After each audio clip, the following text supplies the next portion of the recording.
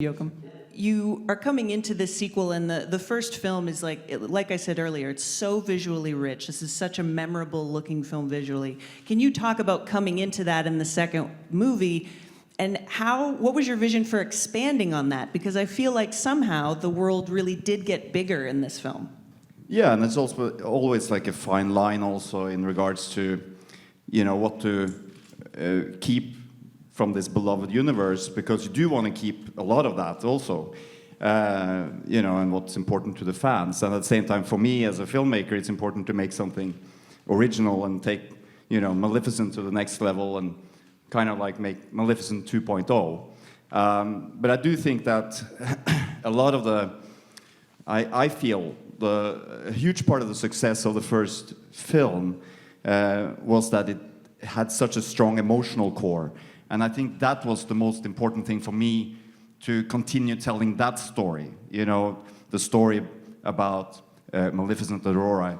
And that's definitely also something that I can relate to as a parent myself. And Ed, I was thinking that you've been in some really visually amazing films, but can you talk about joining this crew and some of the physical demands and how you got into character? Because you make a huge impression by the time you put on war paint. I was like, yes. Did I make it weird? I hope I made it a little weird. Thank you. There were so many layers to the preparation for this. Obviously, before I met anybody from the cast and the crew, I create the character in isolation, analyzing the script and doing the kind of intellectual side of it. That's one side of things. Then once I came in and we started to go through the process of prosthetics, the first makeup test I did was 10.5 hours. We got it down to about 4.5 hours by the end, but going through that every morning, that process of putting on the cheekbones, the ears, the skin, and the claws, finishing with the contact lenses. You've gone through a complete physical transformation, and you're so kind of physically informed by that process, and then you come out and you're standing opposite these incredible actors, such as these guys. So it's like, there's so much process to get to the point where we're all just standing on set having a great old time. Can you talk about working with Angelina again, and especially kind of in the same neighborhood of character as far as like a strong, nuanced female goes? Yeah, we had a great time making Salt all those years ago, and so it was really exciting to get a chance to do stuff. Obviously it's completely different, but you're right. It's these very dynamic, very interesting characters. They have a really interesting relationship in this film, and so and some of that is sort of unsaid as well, and just sort of felt in the sense of connection. And so all of that was really rich, and so it was great to do that. Yeah. Michelle, I wanted to ask you, Maleficent is a fairy tale, but yet it feels very modern, and it feels very of the moment. And I wonder if you can talk about coming into this story that features, three women who are very different in their power, and just I think the writing really stands out as to how different all these women are.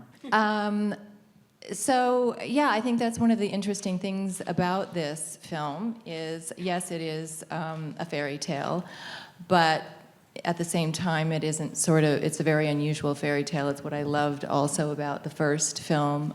It was so surprising, and it just didn't, what I loved is that it kind of played in this gray area, and it talked about, good versus evil, and in that we all of us have a little bit of everything in us, and I think in terms of strength and how that manifests itself, and it's differently in everyone. And one of the things we loved about, for instance, Aurora's character is that, in many ways, she is ultimately the strongest and the wisest of all of us. My character is really brilliant and diabolical, but I wouldn't consider her terribly wise. So I do think it's interesting the way, and I like the way it plays out. Elle, speaking of which, I was thinking about how in the first movie your character is blessed with happiness. And yet in this movie she runs into a lot of really dark situations. But do you feel that that personality trait that she has affects how you play the character and affects her experience? Yes, I mean, obviously, in the original fairy tale, she's, granted with these gifts when she's a baby. And I think Aurora, she symbolizes the good and the kindness in the world and the acceptance. And obviously that was really shown in the first film because she's much younger and much more innocent. And her kind of embodying this this really overwhelming love of life and want, and she lives in between both worlds. She's a human, but she is queen of the Moors and is grown up amongst the Moor folk, and so she lives harmoniously with both sides. So she doesn't understand why the world can't do that. But she's, in the second film, what's so great is that she's definitely a young woman now, and she's grown up. She is stronger. She has much more conviction in herself, and she's learning how to gain her independence. And I love the family theme in the movie because it's very realistic to real life of growing up and kind of separating from leaving the nest and also making your own choices in life. I mean, she's obviously is disapproving of Prince Philip, but we know that love wins, and Aurora stands up to Maleficent, which was such a very strong moment in the film too. I think it might be shocking for fans to see that because Aurora is taking charge of her own life. So, but with kindness, which is the most powerful of all. We didn't want Aurora to then be a lot of films they put her in armor and have a sword and she's fighting and that makes her strong, and that's not Aurora's true nature, and that isn't necessarily true. I love that she symbolizes that for also young girls. I was that girl, and I was always soft and wanted to be a mom and wanted to get married and very feminine, and there's nothing wrong with that. And so we get to show the strength in accepting your femininity, and Aurora does it in a pink dress. Angelina, what does this movie say about family to you? 'Cause this one's all about family. It's about family. It's also about it's about a few things to me. It is about family, and it's Aurora and Maleficent were first brought together and became a family. They weren't really expecting it. Maleficent was harmed in her life, and she'd lost herself and lost her ability to, I think, be soft or feel love, and the love of a child, which certainly happened for me in my life. Being a mother brought out something in me that completely transformed me, and I think. But we are different. We're different creatures in the film, and so there are metaphors in the film, and not to be heavy about it, but always I think a good film for young people has these messages, and I think there's a real question in the film. We get pulled apart. People tell us, because you're not the same, you're not family. Because you're not exactly like her, you're not her mother. And that certainly strikes a chord with me. And I think Maleficent questions whether she's good enough to be a mother and whether she is her mother. And so in the middle of this film, we go on different journeys, and she finds herself in this idea, well, I'm like this, I was born this way, so that must be my true nature. And I think, well, I guess I'm a creature, and I'm like this, so that must be my true nature. So we go through this period in the middle of the film where everybody's really focusing on their differences, how different we are. And we go to our own corners with our separate backgrounds or ways of being, or who we are, how we're born. And then there's a real push to say this is not how it should be, and this is not how to live, and diversity makes us stronger, and there must be a better way forward, and we have to come together. And so we do that in the film with the humans and the creatures and the morpho coming together. We do that as a family, and we come together and we fight against this separation, and we unite and we say this is the world we choose to live in. And I think that that is a really important message. Prince Philip in this movie is really torn between his family and then sort of his chosen family, his new family. How does your character deal with that enormous conflict in that really fabulous wig? Thank you. It's difficult because we sort of open on him in this like pre-existing mindset that the Ulster, the kingdom, and his family are sort of living in, and they're at a more mature level in their relationship when you want to start making sort of choices for yourself and leading a new way forward. So it's sort of coming up against that, and it's difficult when you're going up against your own sort of parents as well. So I think that's something that he struggles with continuously, and then along with Aurora, we sort of strive for change and just try and support that.